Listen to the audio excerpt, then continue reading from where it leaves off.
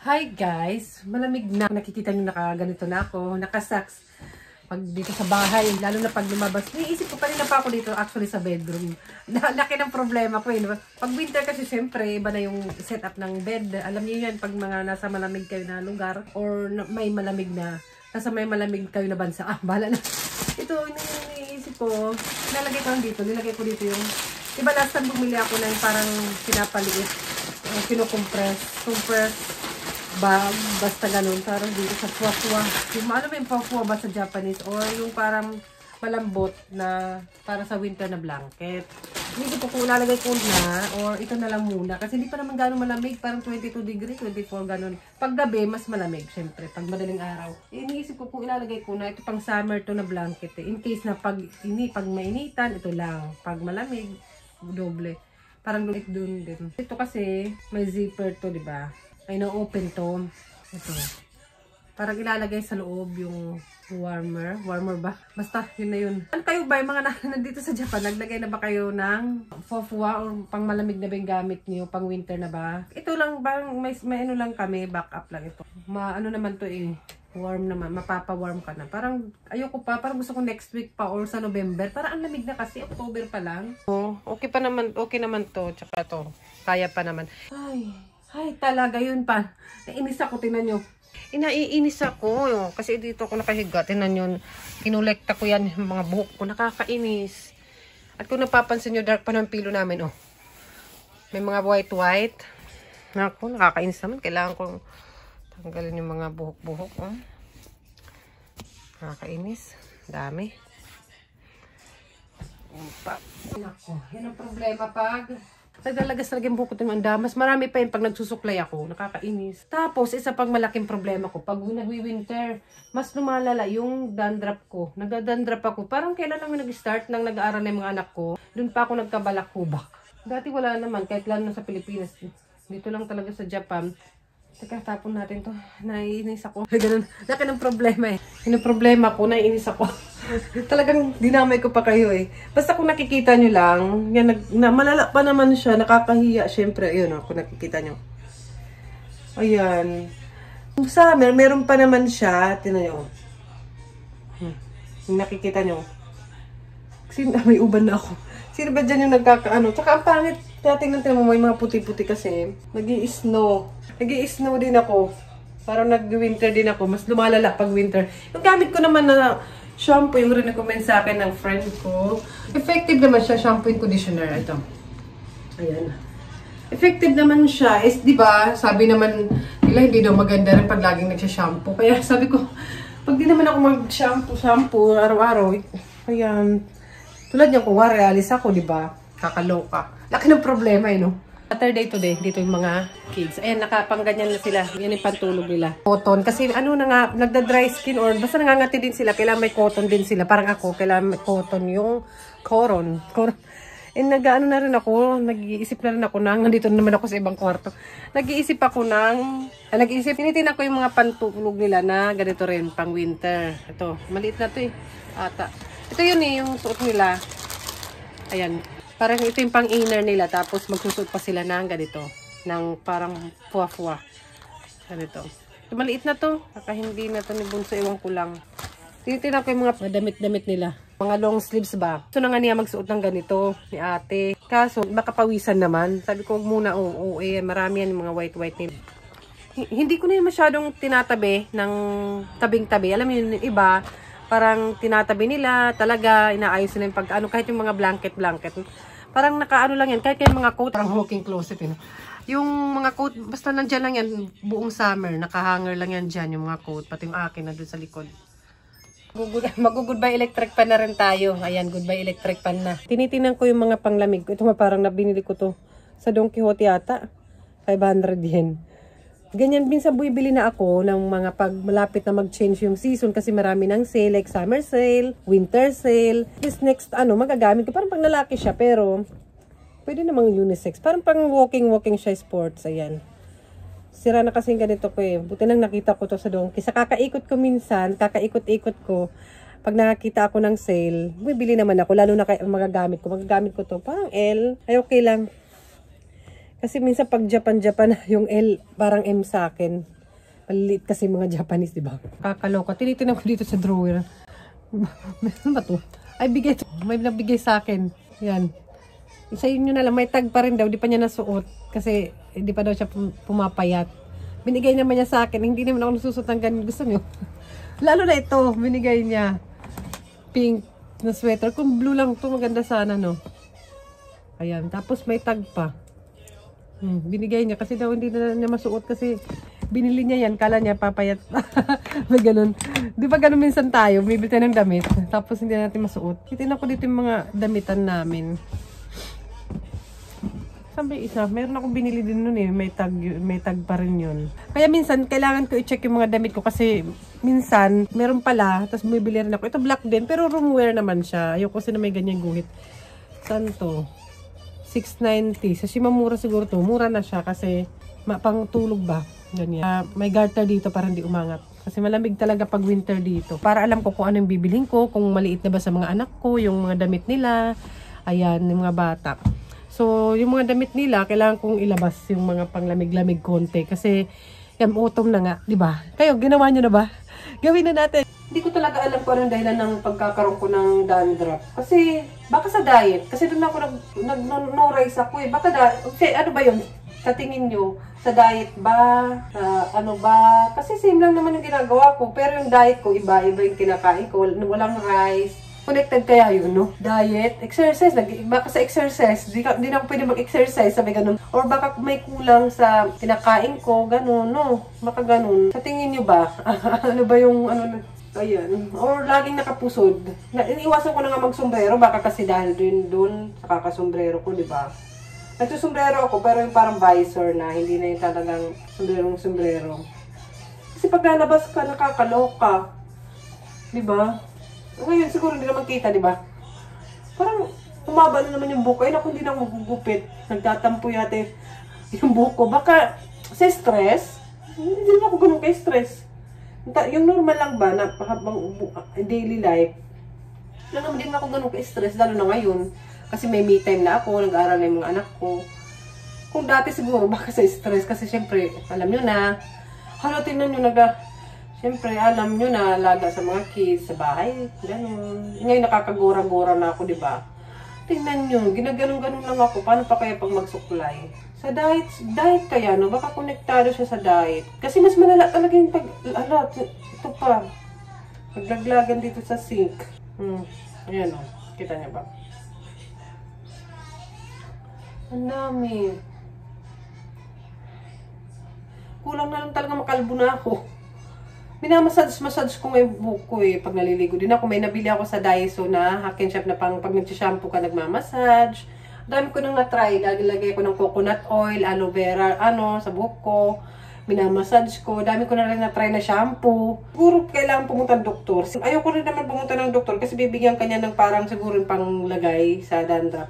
Masasanay, hindi gagaling. Kung baga, panglagay lang, pero hindi talaga gagaling. So, ano bang gagawin natin, guys? Ang dami kong problema, ang dami kong reklamo, di ba? Winter na naman. Pag summer naman, may reklamo. Pag winter, may reklamo rin. Kasi malamig. Ano ba? Ang lamig, pwede ka mag-goat eh. Pero ang summer, talagang sobrang init. Tapos ito, paano ko ito gagawin? Umiyak. Kayo ba guys? Ano bang ginagawa nyo? Naiinis na rin talaga ako. Parang naapektuhan ba yung daily life din? Kasi syempre, pag lalabas ako, makikihalubilo sa tao, sa train, nakakahiya. Pag may mga puti-puti. Diba? Ano ba? Dati naman, wala namang arte-arte kahit na anong shampoo lang. Minsan nga, panglaba pa panglaba na sabon. Sinampoo. Pwede ba yun? Parang ginawa ko ng bata ako. Ang daming problema. Ano ba? Tapon na naman. Puro buhok na yung namin, basurahan. Kaya nagluluto ako ng munggo na may kalabasa, may gulay. Talong, tsaka chicken.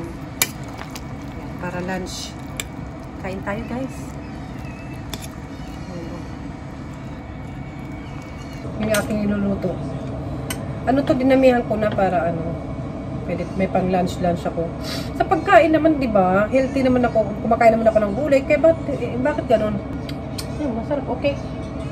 pinuri yung sariling luto. Okay na to. And magla-lunch kami kasi may magti-12 na rin. And yung aking isang pang problema pag ganito magwi-winter is ulit yung iba dyan din.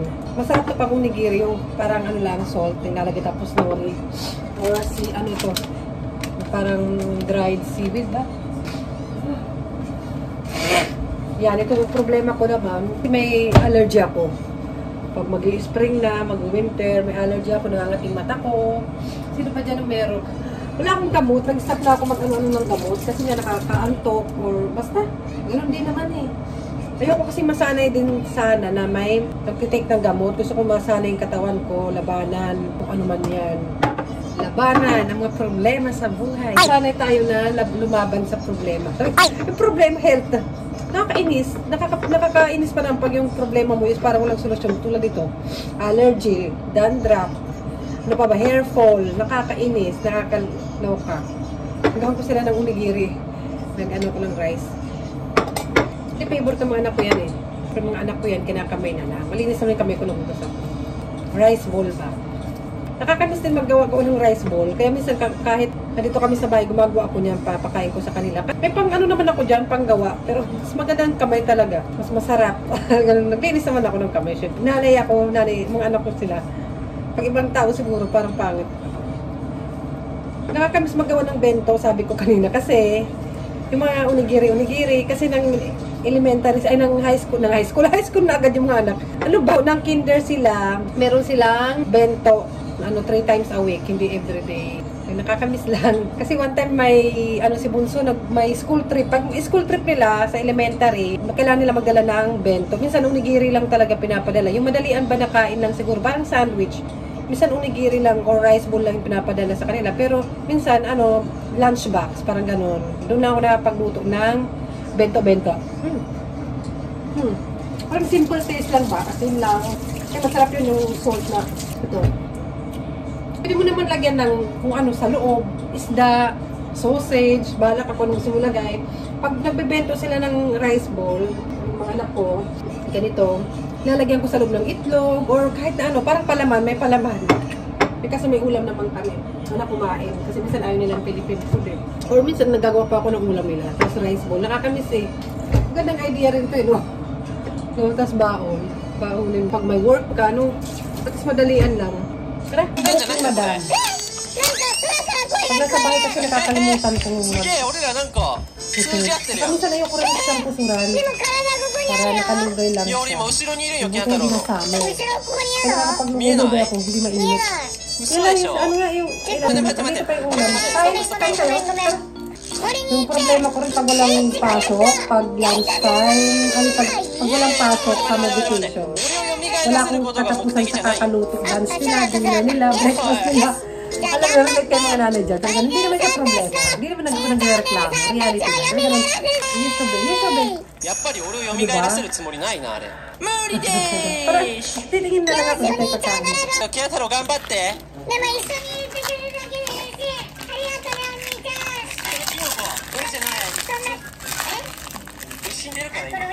Mukbang kayo dyan. Yoshi, じゃあ行こう。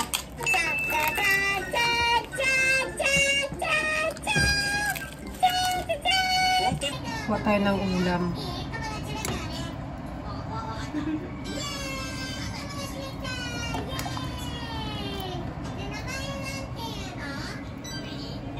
Come on. Precious, why don't clean up your swimming lesson today? Let's go. Yeah. Wala akong hindi pwede angkas. Cannot bring 2 person. Especially you're already big. Before you were a baby, you can ride bicycle with mama. Gana, ate. Battery pala.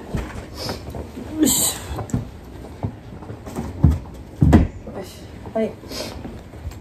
Malamig na nga. Kailangan naka jacket. What's this? I was sleeping. Where did you wash your shoes? Put there. Together with ate and mama. Of course. Oh, ayun. Let's go.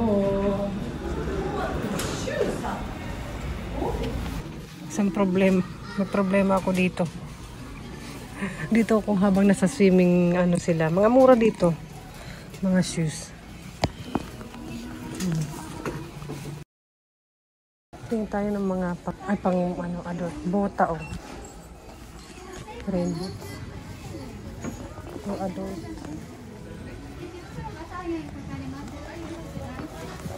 Tingin tayo. May mga boots na, oh. Yan.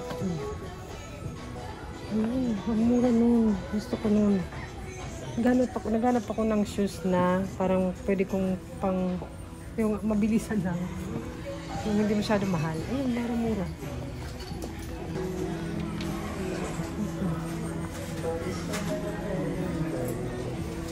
Okay.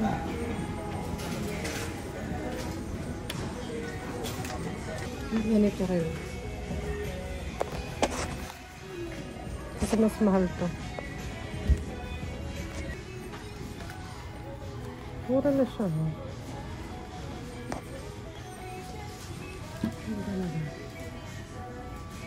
Ang ganda, no? Okay na.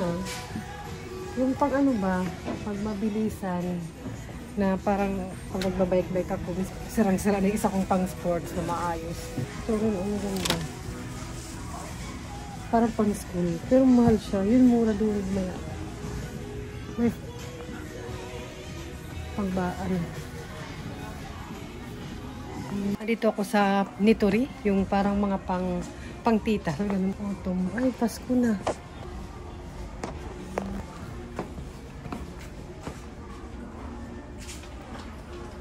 Pasko na. Para sa sofa. Decoration pala. Ito. May mga tao mahilig bumili ng mga para sa Halloween. Para naman sa Pasko, tumat. Hindi siya mahal masyado, no? Maganda yan sa pag mahilig ka, may bisita, maghahanda ka, may pagpasko. Tsinelas. Pasko na, sis. Oh,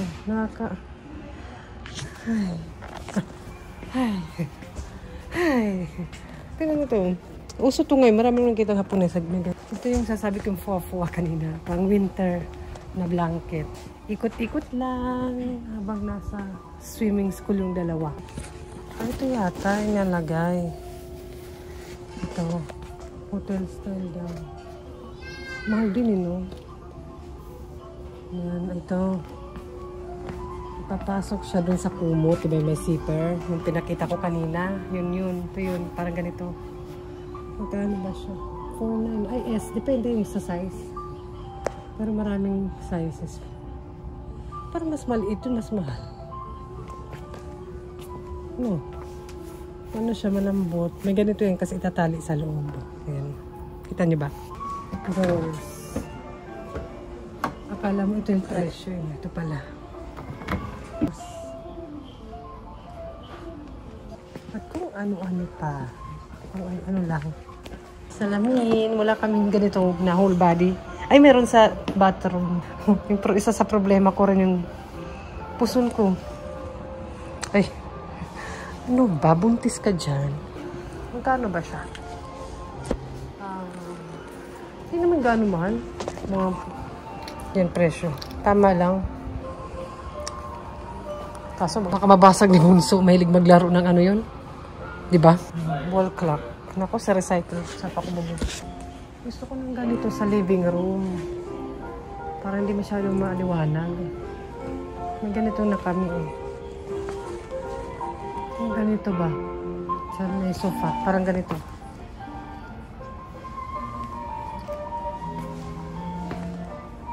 Pwedeng ganito lang. Para mura. Spring, summer. Ito naman autumn and winter. Ang galing. Kung may electric fan, may heater. Magkano siya? 17. Yan, oh. Ang galing.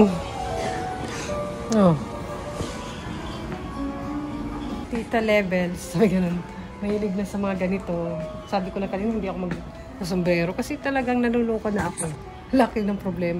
Ayan. Sino mahilig sa mga fragrance candle? Sis. Oh. Sino mahilig? Para mabango ang bahay nyo. Oh, cute-cute lang, no? Hindi ako mahilig sa maglagay ng ganyan, yung mga candle. Baka masunog pa yung bata. Mabango, masunog na. Hindi naman, nasa tao lang din naman yan. Pag malaki na siguro sila ate, bunso, malaki-laki pa. Ayan. Kapag ano-ano na ako sa bahay ng gusto ko. Ngayon for child-friendly, kids-friendly yung bahay. So pa, ano ganito no? 19 lang. Pag mag-isahan ka lang, or dalawa lang kayo mag-asawa. Ito parang maganda din. Parang di ko naman kailangan. May sofa naman kami. Kung gusto ko rin mga ganito eh. Ito sale sila ngayon. Ito ano, fake lang siya. Kasosyal pa. Magbibilig lang naman. Magsawa kayo sa tsinelas. Pang winter na. Na pambahay. Magkano siya? 1,290. Parang ganyan na sa loob. Let's go na. Baka lalo kang bibiliin. Kunwari lang. Charot. Ito maganda oh. Gusto mo yun?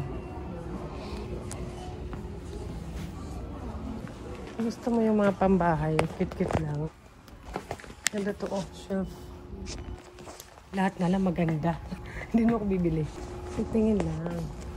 May twisting pala sila dito. Wooden. Plastic naman. Dito ako natuwa. Sa Pasko. Pasko na. Ang ganda pala nito, na idea. Masarap lang mag-ikot-ikot sa mga ganito. Nagkakaroon ka ng idea sa pag-decorate sa bahay nyo. Pero wag na lang. Magastos. Someday. Ang ganda oh. Ang kulay. Ay, kita ba? Parang hindi. May nag-bike. Si ate. May isa nakaangkas. We're back! Alas 5 dinner time na. Aray!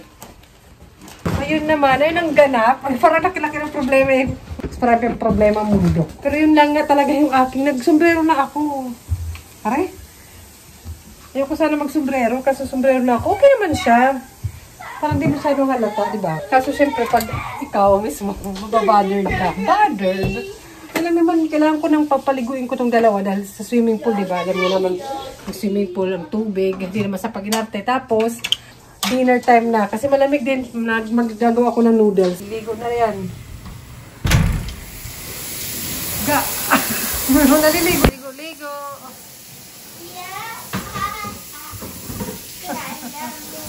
Pinapaligo ko na yung dalawa kasi galing swimming pool, di ba? Alam nyo naman.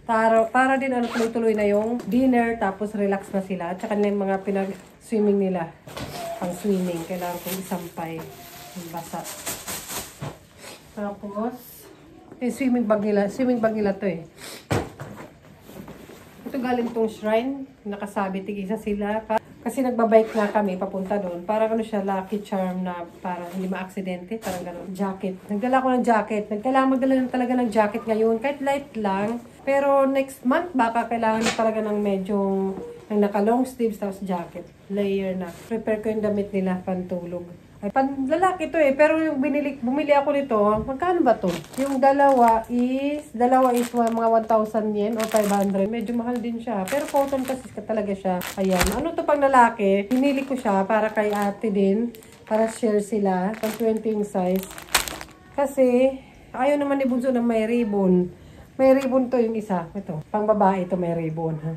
Kaso, maliit na siya. Buti pa to, hindi pa butas. Maliit na to. Ano bang size ito?